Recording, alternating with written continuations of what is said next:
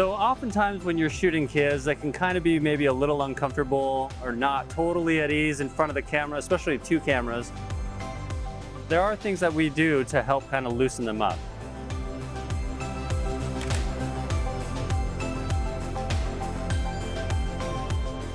One of my favorite things that I actually did today is I got my cell phone out and I just did a fun little boomerang with the girls that we were photographing, because it's something that they're used to. They probably have done a ton of them in the past, and it just kind of like got them to loosen up a little bit and be a little more playful, so that when we pulled our camera out, they felt a little more comfortable in the space.